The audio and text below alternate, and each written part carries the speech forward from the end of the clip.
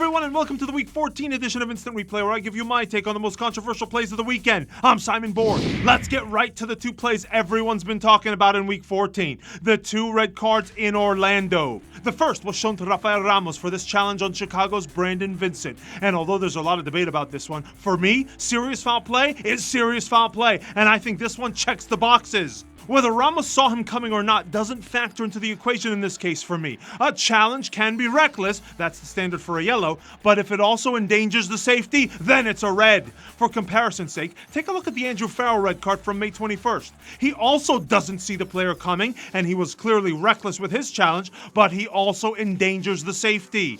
In that case, referee Alan Kelly has no doubt about it, and Farrell doesn't protest. I think the Ramos red card falls in the same bucket. The second red card was shown to another Orlando player, Antonio Nocerino, who sinks his studs into the back of Chicago's Matt Polster. And frankly, this is another no-brainer for me. And the best angle might be on the original look, where you can see the straight leg into Polster's backside. Both calls were gutsy calls by Uncle, and in my opinion, the right ones.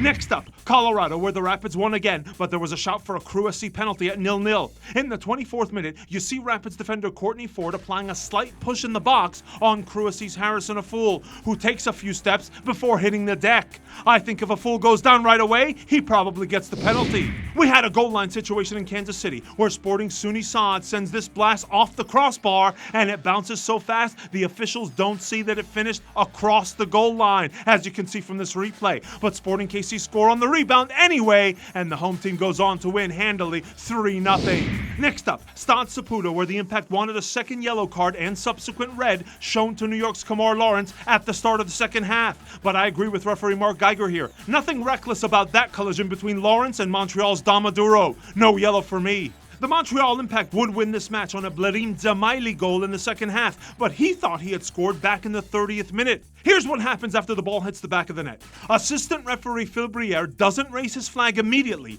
but he communicates with referee Mark Geiger asking for a chat to confirm whether there was a deflection on the shot. And in these cases, assistant referees are trained to consult with head referees since they don't have a good angle on balls that are deflected on their way to goal. And this one was in fact deflected by Dominic Oduro, who was in an offside position. With a bit of teamwork, the officials got the call right and the flag goes up. And for me, this is the best referee decision of the week.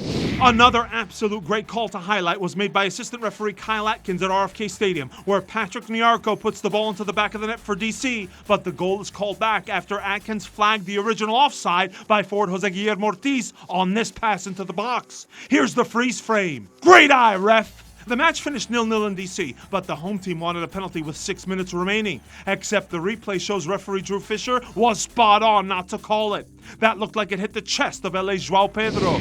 To Dallas, where Real Salt Lake were attempting an unlikely comeback from 5-0 down, and they were also appealing for a handball in the box in the 83rd minute. But as the replay shows here, Dallas defender Atiba Harris has his arm tucked in all the way, and referee Nima Sagafi correctly says play on, and he was in a great position to make that call. A similar play in Vancouver, where the Whitecaps beat Atlanta 3-1. The visitors were trailing by a goal at the start of the second half when Tata Martino was calling for a penalty, but the replay clearly shows the ball does not strike the arm of Vancouver's Kendall Waston. We stay at BC Place for an interesting play in the 72nd minute, as Atlanta holding mid Carlos Carmona goes in with the high studs up slide tackle, and he does get the ball, but it looks like Carmona also got some of Vancouver's Christian Techera. No foul called in this case by referee Robert Sibiga. To New England, where the Revolution snapped Toronto's 8-match unbeaten streak with a 3-0 win, but the third goal was a tad controversial with 5 minutes left. Was Juan Agudelo offside on the pass by teammate Lee Wynn? It's not even entirely clear on the freeze frame, and the angle is not great, so imagine making the call in real time. But I think if the camera were in line, and I'm using some imagination here, I think you'd see Agudelo would be in line with the last defender, the number 33, Stephen Beitashour. So I'm with assistant Jason White, who kept his flag down in this case. Now, White's counterpart on the opposite side, assistant referee Daniel Below, was also busy, flagging New England's Kellen Rowe for offside on 2 different first-half plays, which saw the ball finish in the back of the net. First, in the 7th minute, Rowe soars high and beats the goalkeeper to this ball, but Below correctly rules him off, and that's a great spot. Then 4 minutes before halftime, Rowe again thinks he scored, but he was ruled offside. In this case, however, the freeze frame indicates the Toronto defender Chris Mavinga keeps him on. And I say this whenever we have one of these plays. When forwards and defenders are crisscrossing like that at high speeds, for me those are the single toughest calls to make in the game. Now, Rowe was also involved in an incident with Mavinga in the 53rd minute. You see Rowe goes up and wins the header, but on his way down, he flicks his left arm at Mavinga's head when I thought there was absolutely no need for it. Referee Armando Villarreal was in the vicinity and deems it incidental, although I would have been okay with a straight red for that move.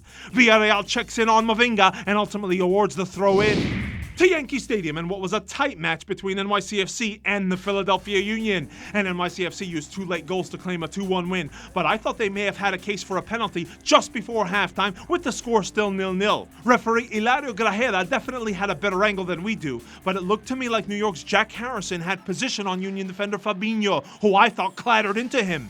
The referee says play on. In Seattle, the Sounders secured a huge win against former West leaders Houston Dynamo, but with the score still 0-0 in the second half, they were appealing for a penalty for what looked like a handball committed by Houston defender Leonardo. Referee Baldomero Toledo does not call it, but he also doesn't have the benefit of the replay angle we have from behind the goal, and to me, that's a handball. And we end in Portland, where referee Kevin Stott had more big calls to make than any referee this weekend. It starts in the 12th minute when San Jose's Marco Ureña goes down in the box, and from afar it had the look of a penalty kick, but the replay shows Stott was right to let play continue. Portland's Roy Miller pokes the ball away. The Earthquakes went down to 10 men in this one before halftime when Darwin Seren received 2 yellow cards in the span of 2 minutes. No doubt about the first one in my opinion, that's a late challenge and thus reckless to me. The second yellow, which led to the red for Seren, is more debatable as I see it. The reckless standard for a yellow is obviously a judgment call by the referee, and Stott felt this challenge on Portland's Sebastian Blanco met the standard. In my opinion, I thought this foul didn't quite rise to the level. Now, could there have been another red card shown to the Quakes in the 67th minute? I thought Ureña drags his left leg in the process of leaping over Portland keeper Jake Gleason, and he gets him on the back of the head. I thought Ureña could have easily avoided that impact, and with the benefit of replay, I think he deserved a straight red. The referee stops play for treatment, but no cards were shown. And could the Timbers have also seen a red card? Midfielder David Guzman was already on a yellow when he comes in with what I believe to be a very late kick on San Jose's Anibal Godoy. Stott calls the foul, but no cards shown there. I thought Guzman deserved a second yellow. Oh, and we're not done yet. It's the 89th minute, and the result's still in the balance at 1-0 Timbers, when some argue that San Jose goalkeeper David Bingham brought down Timbers forward Fernando Adi in the box. No whistle from referee Kevin Stott, and I agree. It looks to me like Adi breaks his stride and is already going down before reaching Bingham. No penalty for me too. Let us know what you think about all these calls in the comments, and that's all we have for now. Until next time, for our editor Rich Hernandez, I'm Simon Borg. See you next time!